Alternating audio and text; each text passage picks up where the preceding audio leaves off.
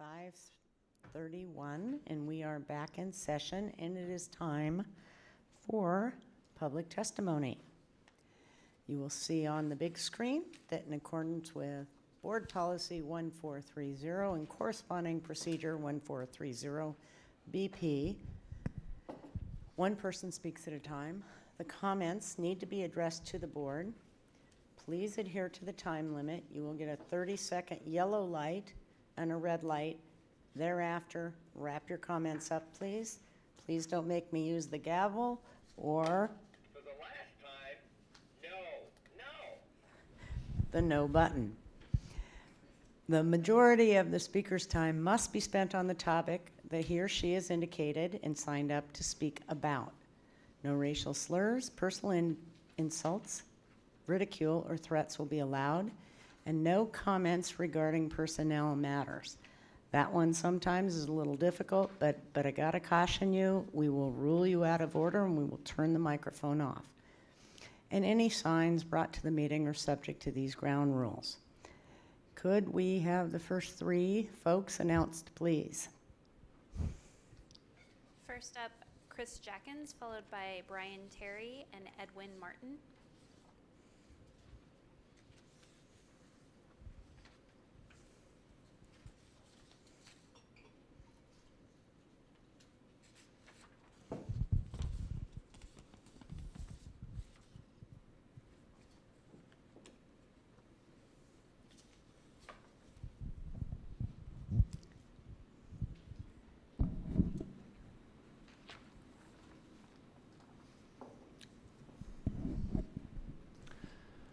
My name is Chris Jackins, Box 84063, Seattle 98124. On the Northwest Center contract, the agreement lists a question mark for the number of children served. On Board Policy 3220, 2 points. Number one, the policy seems to exempt student publications from school board policy on commercial advertising. Number two, under the policy, can student publications accept advertising for marijuana? On final acceptance of Thornton Creek, 3 points. Number one, this project shrunk the school's play field. Now the district wants to demolish the Decatur Annex. Number two, the Decatur Annex building is the last connection at the site to its World War II history.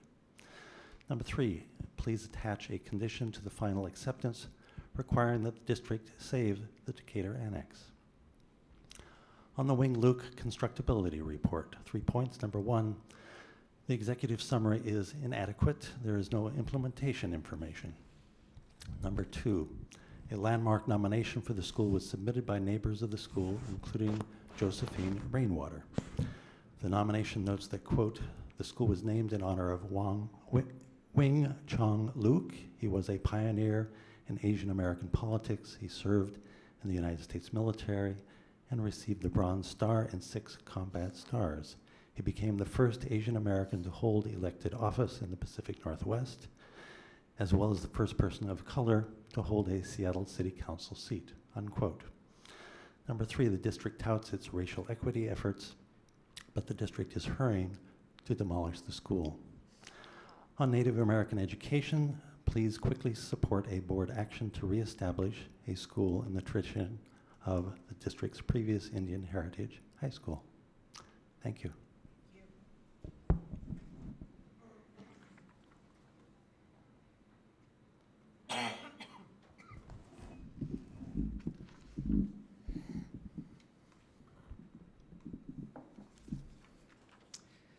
Good evening, and welcome, Superintendent Juneau. Highly capable students come from all backgrounds. However, those who are privileged are more likely to get the support they need prior to entering advanced learning. Their already advanced academics make these students easier to find and serve. It's tempting to create an advanced learning program that caters to their needs at the exclusion of their underprivileged peers. Our legislators recognize this. Back in 2013, they updated the WAC to mandate that districts find and serve students who show potential to perform advanced work relative to their circumstances. We all care about equity, but do we care enough to change our program to comply with the law when that might upset some privileged families? Apparently not. Our service model, despite the mandate, remains highly exclusive. In fact, the opportunity gap in advanced learning has grown every single year since 2013. Today, a white student is 20 times more likely than a black student to be identified as highly capable. This leads to highly segregated classrooms that send a clear message: white students are more capable and more deserving. It is our responsibility to meet the needs of all of our students equitably in compliance with state law and district policy.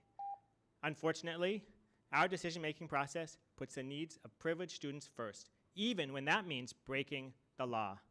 I ask everyone here today to please take a good look at your role in this process and how you can help finally put an end to more than 3 decades of racial exclusion.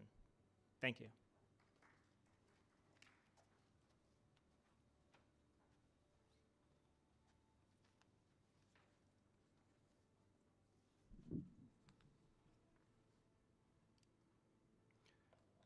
Good evening, school board members. I am Dr. Edwin Martin with the Student Exploration Program here in Seattle, Washington. We have an office actually about 2 miles to the south here, and I'm here to speak about the ASVAB, which is the Armed Services Vocational Aptitude Battery Test, and its career exploration component for high school students. Last year, we provided free of charge to the school career guidance and counseling to over 4,800 students from various schools in Western Washington. Our goal is to provide students with a sustainable and achievable personal and professional career path post-high school that is free of charge to the student and the school. Your tax dollars pays for this program. There are 62 of us nationwide, and we work with career guidance counselors and principals in schools in complement to Career Cruiser or Naviance. We have a program that's free of charge, and we like the idea of going into schools and speaking with students to give them an idea, a snapshot of what they could do post-high school, post-college. It would be great to see the Seattle Public School students utilize our program to help them achieve their goals and succeeding in their educational pursuits. We help students by providing a multiple aptitude test, as well as an interest inventory and career exploration tools that utilize the OcuFind and several additional career tools. Naviance and Career Cruiser are great programs for students to use, and I believe your schools utilize the Naviance program. The ASVAB Career Exploration Program is at no cost to the high school because we are a federally funded program. It lays a foundation for high school and beyond planning, and it's the only program where instructors come into school and walks the students through a logical approach to career and college decision making. Please consider using us for your schools, but I also like to extend an invitation to the board members and the committee members to come out to our office to see those students that actually are using it and seeing how it works for it. And I'm here with my boss, Christine Fletcher. So thank you for the opportunity to allow us to come and speak with you today.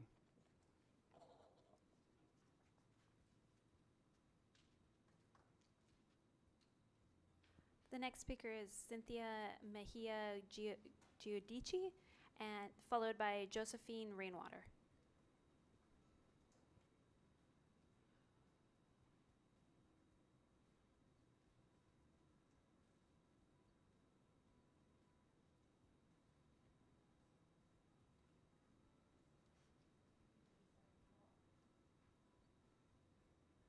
The next speaker on the list is Cynthia Mejia Giudice, followed by Josephine Rainwater.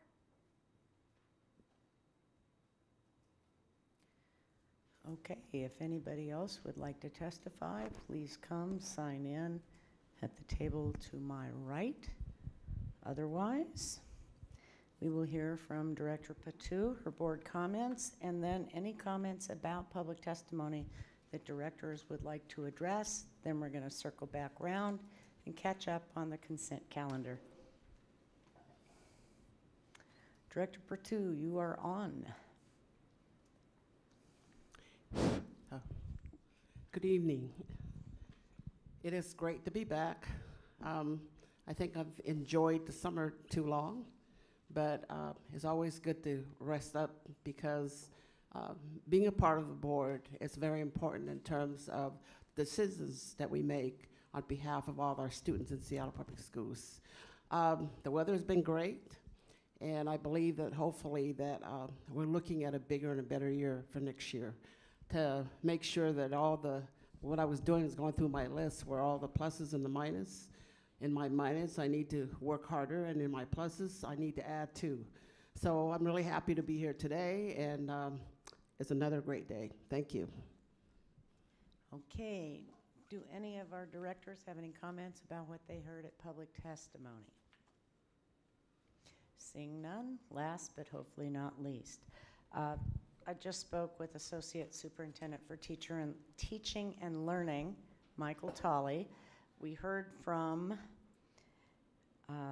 Mr. Martin via email earlier this month, and I forwarded some concerns about previous policy stances taken by boards of director previously regarding military recruitment.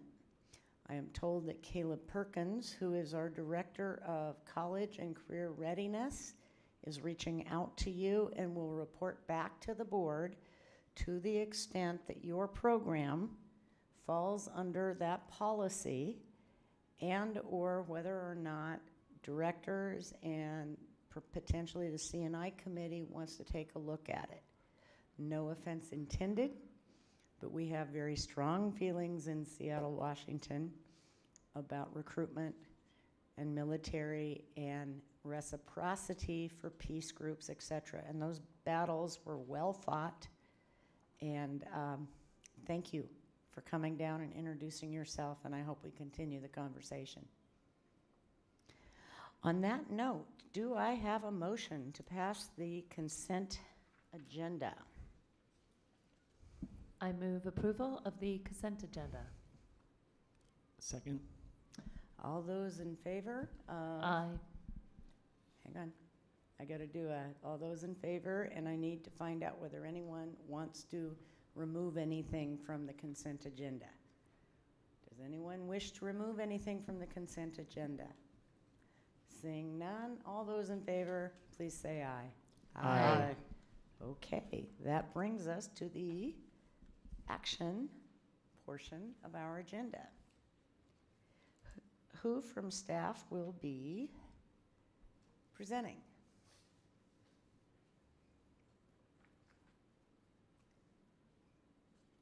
Would the superintendent like to present? Oh, excuse me, I did not appreciate. Chief Jesse, take it away. Good evening, board directors, President Harris, Superintendent Juneau, Wyatt Jesse, Chief of Student Support Services. This evening, I'm here for both intro and approval of a particular modification with Northwest Center.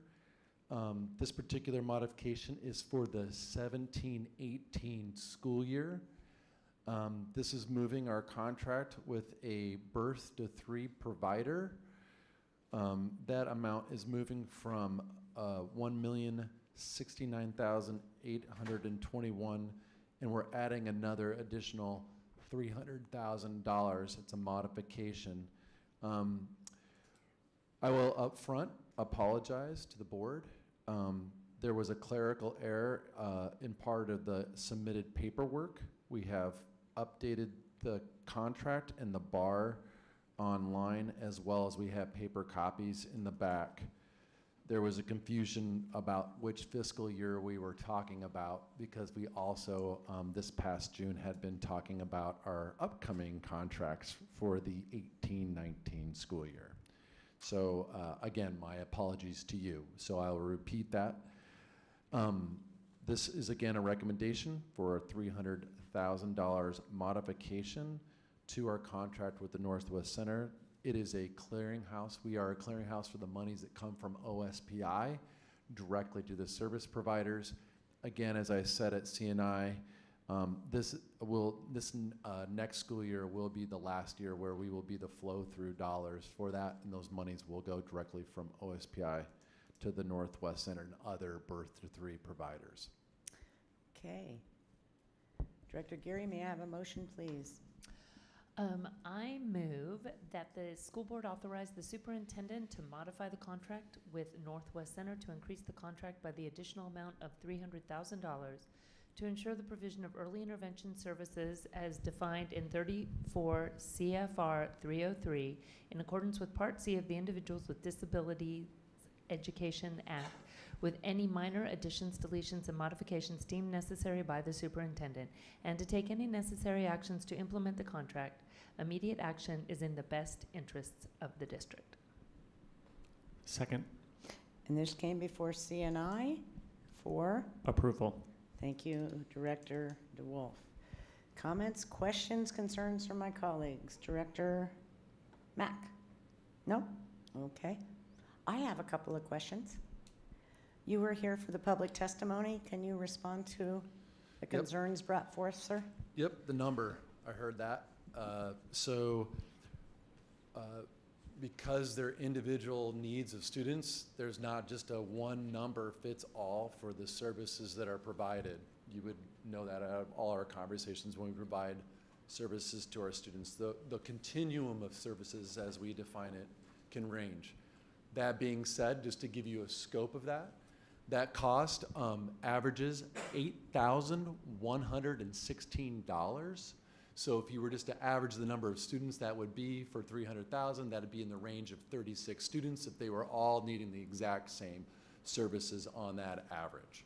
But our children don't come with equal and quantifiable needs. My two kids don't either. Indeed. Next question. You said this was the last year. Could you elaborate on that some? Yes, this is part of the work within the state legislature. There's been many years of debate actually on this particular topic because of the administrative cost of overseeing these services with birth to 3. And so they, state legislator put a cap on it to be 5%. Those costs for the oversight and administration of these services exceeds our costs, at least here in Seattle Public Schools, have exceeded over 5%. So as part of that settlement, that was the ability to take school districts out of it and then just simply do direct funding from OSPI to the service providers, again, for birth to 3. Thank you. Any other comments, questions, concerns from my colleagues? Director Patu. I guess I just need clarification because I'm not very familiar with this program. When we say birth to 3, can someone explain to me what we mean by birth to 3? Because I know we don't serve kids that young. So I just need to understand, what is this? Yep. No problem, Director Patu. So as clear as I can make it, students that are identified for special needs as early as birth, all the way to the age of 3, it's categorized as birth, and it is identified under the Individuals with Disability Education Act as Part C. So that particular services, like you were stating, we don't directly provide those services, but we contract for those services because they are so specialized. And we have a number of service providers, Northwest Center being one, Boyer might be another one that you might be familiar with, who provide these services. And so we are mandated under the Individual with Disability Education Act to help ensure that they are getting those services as early as birth to 3. Again, especially if you just think about the research that says if students as early as possible receive additional supports, they are likely, as they come into our system, into our schools, then they are often like to make more progress. Thank you. Mm-hmm. Any other comments, questions, concerns from my colleagues? Seeing none, roll call, please. Director Gary, Aye. Director Mack, Aye. Director Patu, Aye. Director DeWolf, Aye. Director Harris. Aye. This motion has passed unanimously. Thank you. We move to D, introduction items. Number 1, approval of board policy number 3220, student expression in school-sponsored media. This came before CNI August 21st for Consideration. approval of this item would adopt a new policy regarding student expression in school-sponsored media. I see Dr. Kyle Kenoshita at the podium. Take it away, sir. Good evening, Kyle Kenoshita, Chief of Curriculum Assessment Instruction, and introducing for your consideration a new policy that is in response to recent legislation. The legislation was about requiring school districts. Whoops. This is not good for height challenge people, apparently. I know. So I'll kind of hold on to this. In any case, the new legislation required public schools to adopt policies related to student expression in school-sponsored media. School-sponsored media is defined as that media that's under the supervision of a school media advisor and produced at the school. Essentially, what the policy does is, first of all, it makes clear what the First Amendment rights are of students in their work and publication, and as well, it defines protections for editors, student editors, as well as faculty advisors, as well as administration and school boards in terms of that permissible expression. It also defines the limitations of free speech in school settings. The benefits of this policy basically is that it provides very clear guidance for all schools, uniformly applied in terms of what are the rights and limitations of student expression. So I'll take any questions. Questions, concerns from my colleagues? Director Mack. Very supportive of this policy in general. I had a question. I'm trying to remember what the conversation at CNI was and why it's up for consideration as opposed to approval. And so that's one question, and maybe that's a board director that can help answer that because I'm not remembering off the top. But my other question is I'd like a little bit of additional information on why it's the second to last paragraph, and I just have a question around the any decision by a principal or student media advisor to prohibit student expression under this policy is subject to immediate review, so it has review within 3 business days, a time, by the executive director of schools, one person. And I'm curious to know why that one person is the one person that would be responsible for such a large decision about whether or not this student was being inappropriately prohibited or whatever, and why we don't have a larger body, or why is it the executive director of schools? That's kind of my one policy question on this policy.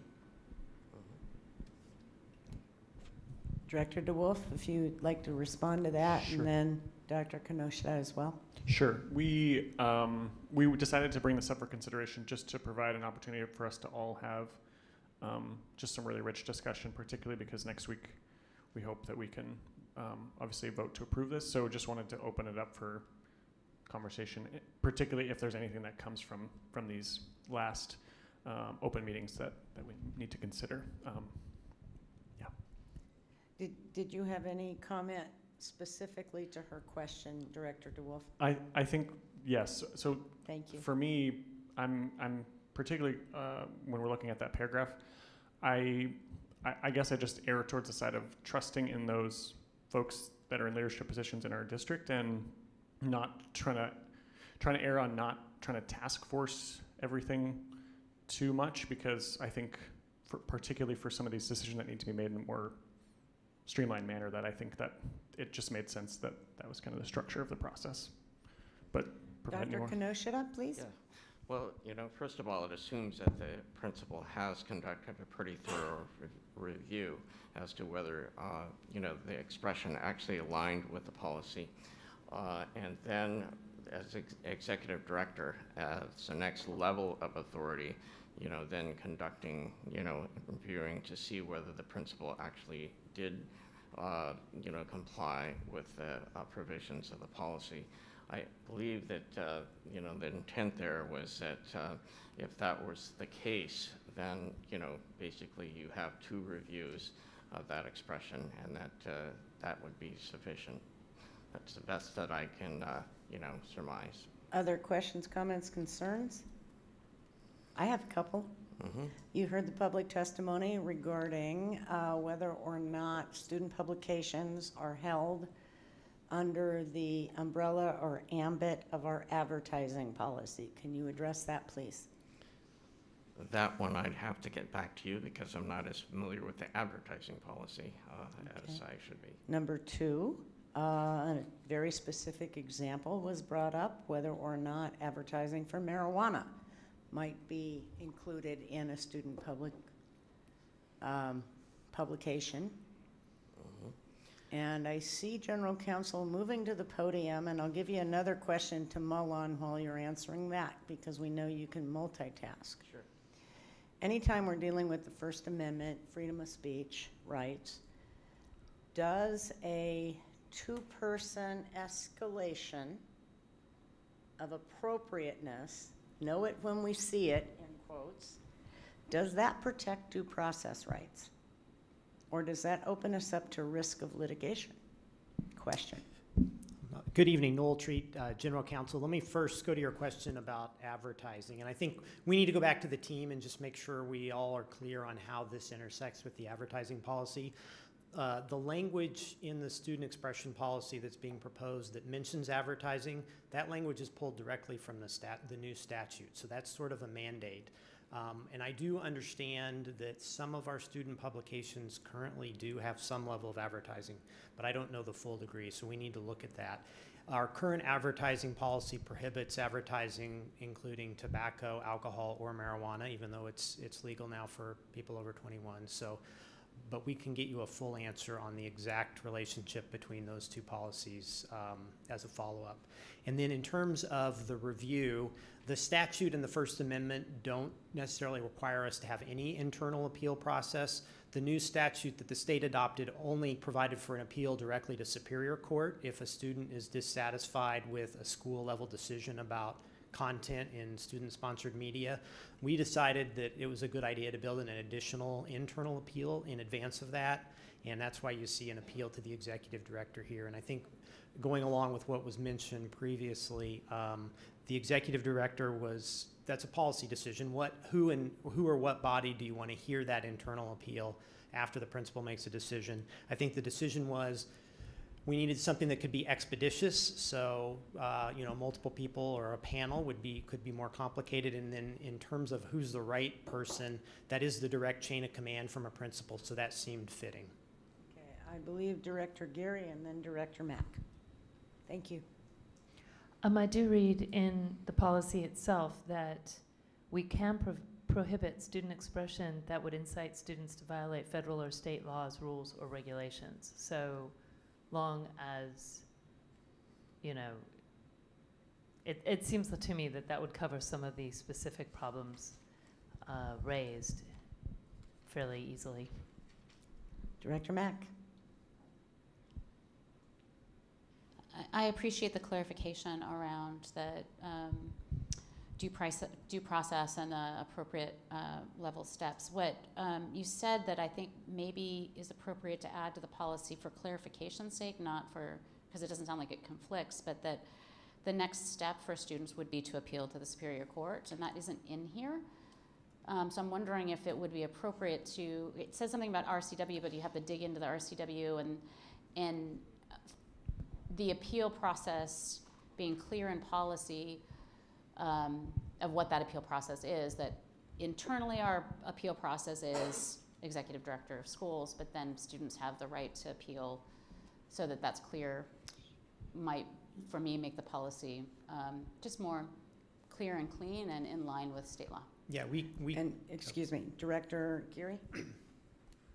My concern with that is to the extent that state law changes, it's just better to refer them to the law rather than trying to make sure that we are cross-referencing our policies against any potential change in law that may occur.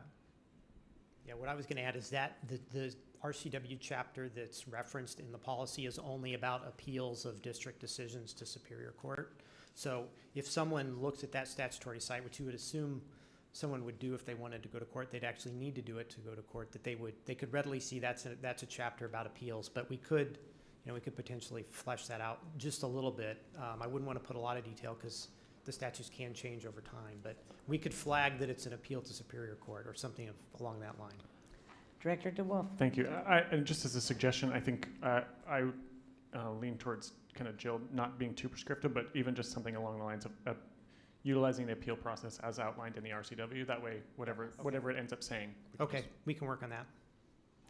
Director Mack, and then I'd like to wrap this one up, please. I concur with that. I think that just clarifying that there's a potential extra step but not being prescriptive. Yeah, thank you. Thank you so much. Number 2, approval of amending board policy number 3116. Students in out-of-home, parens foster care, came before CNI August 21st for consideration. Approval of this item would amend board policy number 3116, students in foster care. Who is presenting? Chief Jesse, take it away. Again, Wyatt Jesse, Chief of Student Support Services. I'm here to amend policy 3116. This has come about from Governor Inslee's signature this last spring to revise this to better reflect the language of the true conditions for students. No longer just a blanket statement of foster care, but actually out-of-home care. As you know, there's different arrangements for students when they are no longer with their legal parents or their birth parents. This particular policy was updated to reflect some of the language also in policy 0030, specifically around discrimination. And so there's a whole paragraph that was lifted from 0030 into this particular policy. And then also as discussed at CNI around really reflecting the language to say, hey, we're not going to wait for the Department of Children, Youth, and Families to give us a call. We need to be on it, and actually that does reflect current practice as we are engaging, of course, with them on an ongoing basis to ensure services and just coordinating all those wraparound services that come for these particular students and their conditions of change as they evolve all the time. Comments, questions, concerns from my colleagues? Anytime we can help. Oh, please, go ahead, Director Geary. As a matter of practice, when we have a student who's enrolled in one of our schools and placed in an out-of-home care outside of our district, are they allowed to remain enrolled within the district even after the end of the year, or should the out-of-home care placement continue? Yeah, that gets into McKinney-Vento. So that gets into that policy where we go, oh, okay, so if they're out, they qualify. If they're not with their legal guardian, they would be qualified to get transportation services and go to their current current school that they were at. Again, those situations evolve to within their own. We have anyway, I can go into a lot of situations around that, but yes, they do have a right, simply, to come back if they're qualified. And we do everything we can to make sure that happens. Yes, we actually do a really good job. We're actually working on that right now. We have liaisons on all of those. We have identified liaisons to go through all of the rostering for those students. About 1,700 is what we're looking at right now to see who qualifies and what their conditions are in the families. So that right now the family support workers are our major central of that, not only at the schools that they're located at, but also students. They expand that out, and we're paying them right now to ensure what their conditions are, because again, they are fluid. Mm-hmm. Do you have a round number of how many students are in? I'll waive that. I want to get a percentage at some point. 1,700 students and out-of-home care seems like a large number to me. And I am thrilled that we are reaching out and embracing. And I appreciate that we do it with unfunded mandates at best. If you could break down that 1,700 students, how many are K through 5, 6 through 8, high school? That's an important number to me that we We need to share loud and often. So that 1,700 is on MKV. I can get you the breakdown of the numbers between those who are with their guardians, who the guardians are as best I can without over-identification, but then we can have the breakdown for you. I'd love to get those numbers too. I just don't even have those at my fingertips. Let's paint a picture here of what, Sure. what our needs are. Yep. I will send And it. the fact that they're unfunded mandates, again, I want to be loud about it. Yeah, and it's again, really, I would keep using this term fluid situations. You know, things can change really rapidly, you know, so if they're reconstructing some of our care centers, safe houses for students, and it moves somewhere else, that changes the numbers. Those are things that impact our community, and I'll get that to the entire board. Thank you, sir. Yep.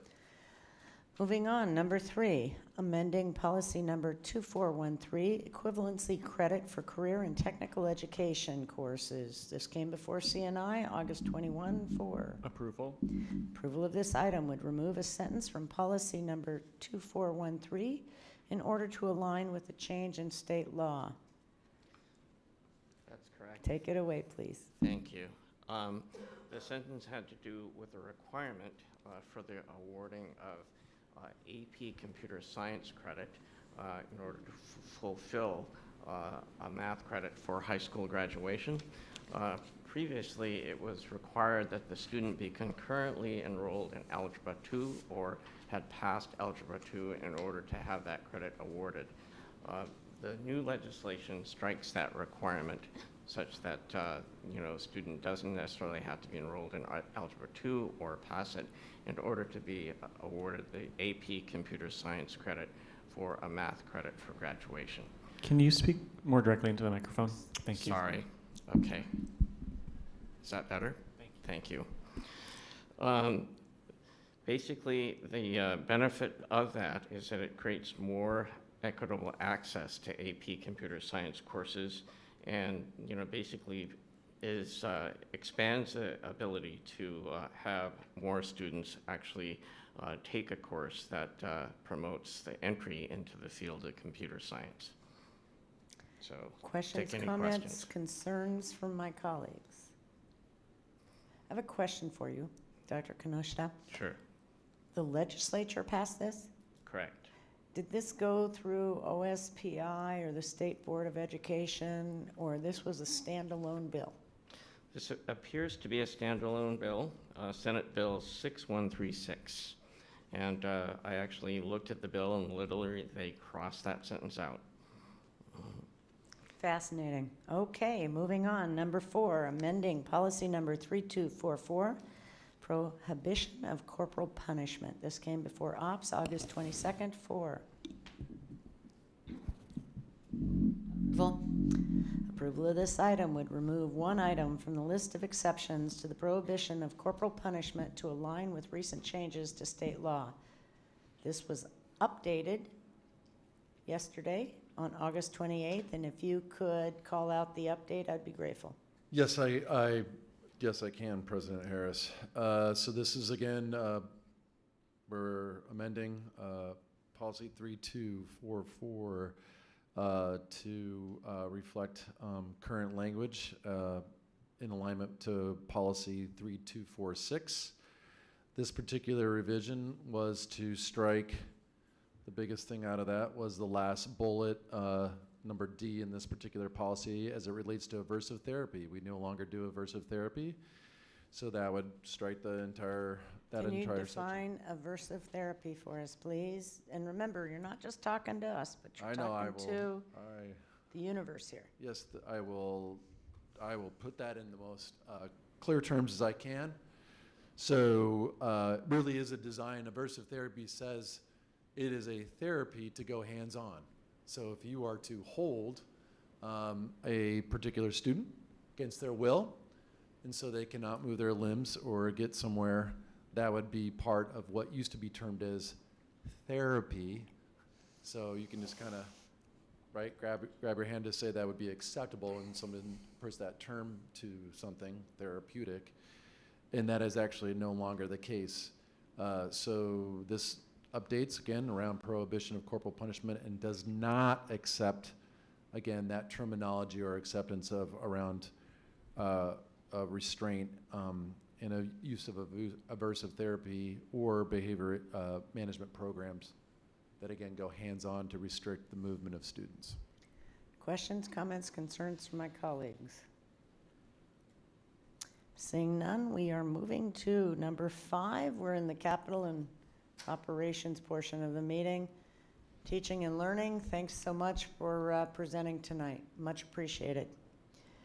Number 5, BEX 4, Wing Luke Elementary School Replacement Project, Phase 2, Constructability Review Report and Implementation.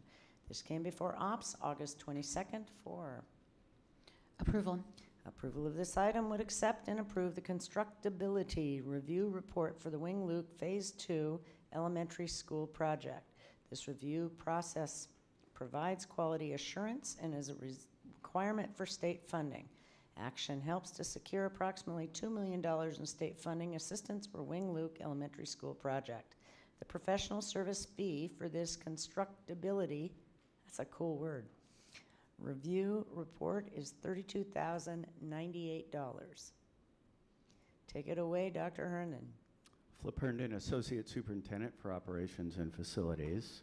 So yes, this is the introduction for the Constructability Review Report for Wing Luke.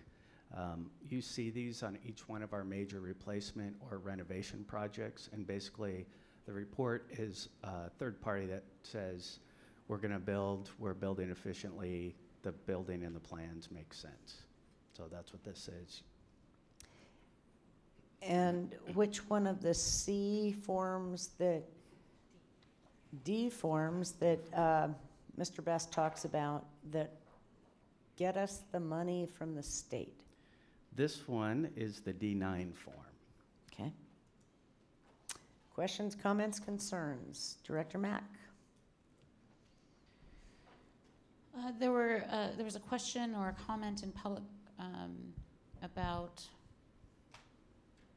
that there's not sufficient information about implementation on the Wing Luke report. So just for clarification, this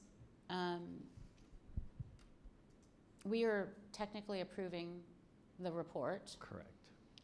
And in doing so, we are also approving the implementation plan? Because it says report and implementation. I know this sounds really wonky, but I do think this is, if we're approving that we're accepting a report from a third party saying this is what's happening, that's one thing. But if we're approving an implementation plan, that is a slightly different approval process.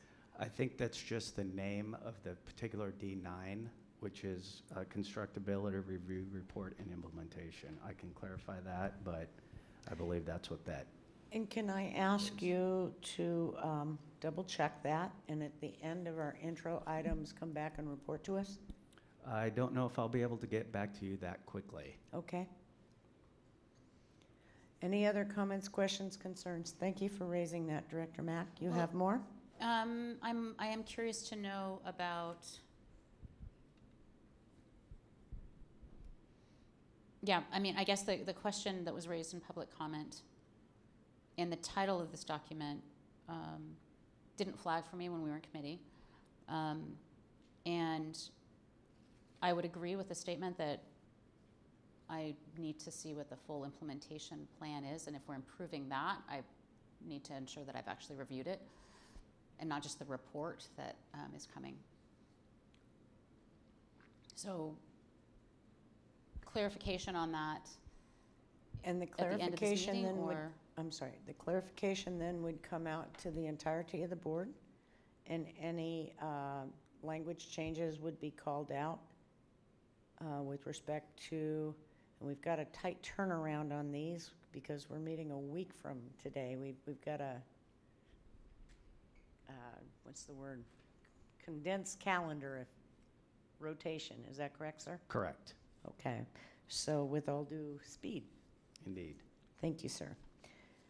Number 6, recommendation to award contracts for furniture procurement 2019-20, bid number B05866, came before Ops August 22nd for Approval. approval. Of this item would establish a competitively bid furniture catalog from which capital projects and schools can order furniture. This would authorize the superintendent to execute contracts for the furniture procurement for 2019-20 with the following two vendors: Catalyst Workplace Activation, Inc., in the amount not to exceed $4,205,969.65, and Evergreen Furnishings, LLC, in the amount not to exceed $365,030. Can you address us on that, sir? Indeed. So this is basically the secondary version of the contracts for vendors for furniture and procurement. We brought to you a contract similar to this previously, and that was for the elementary schools. So this particular contract will be good for 2 years. It's two vendors. Basically, it's the ability for us and for schools, if they need to order furniture, these are the two vendors that they would be ordering from. This allows us, one, efficiency, because we've got the two vendors on hand, and two, consistency in repair and replacement of furniture. So how did you come up with the numbers here? This is a bid process. So we went out to bid, and this was the winning bids that came out. Other questions, comments, concerns from my colleagues? Seeing none. Number 7, BTA 3, final acceptance of Public Works contract K5084 with CDK Construction Services for the Dearborn Park Elementary School Mechanical Upgrade Project. This came before Ops August 22nd for Approval, and there goes my confetti. Final approval acceptance. of this item would allow the district to submit required documents to the State of Washington Department of Labor and Industries, Department of Revenue, and Employment Security Department in order to proceed with project closeout. So this item, along with the following four, are all final acceptance projects, and when we have completed a capital project, and we have assistance coming from OSPI, this is the form that we have to submit at the end to close the entire project out. General Counsel, guidance, please. May I batch these four together for comments, questions, or concerns, sir? Or do I need to read each and every one of them, including commas? No, particularly at intro, you have the latitude to batch things in that manner. I'm looking to my colleagues for some direction here. Okay, we're going to take number 7, number 8, number 9, and number 10, and number 11 as a combo meal. And if you have questions and concerns about these, all of these came before Ops August 22nd. There was rich conversation, good discussion, questions had. Speak up now, please. Director Mack. I just want to point out for the record, and I appreciate batching them because I think that it's appropriate to do so. These are all celebratory actions, though. This is the end of long projects that have gone on for multiple years, through multiple steps, and ultimately at the service of our students. So I just want to call out what they were so that we have a sense of the benefit of these and the fact that they're at final acceptance and they're in service and our students are benefiting from it. So for example, at Dearborn Park Elementary, a mechanical upgrade allows that building to be warm and students to be warm when they're learning. Very important. Gatewood Elementary School seismic improvements, that means that if we have an earthquake hit, then that school will likely withstand it and keep our students safe. Or at least be safer. Safer, and thank you again for all of these to our taxpayers for their generous support of our levy dollars, which support these projects. Number 9 is the athletic fields improvements at Franklin High School. I believe those students are greatly enjoying those improvements now. the final acceptance of the Hazelwolf K-8 Pinehurst replacement, meaning that entire school building was redesigned, and every year has a wait list of some 300 and 400 students who want to get into that school.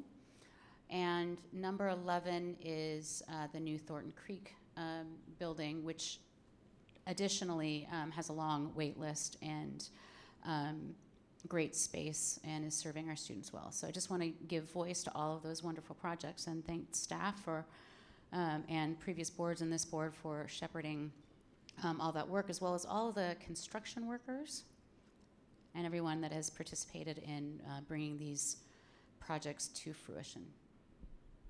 Thank you. That was exceptionally appropriate. I appreciate it. Questions, comments, concerns?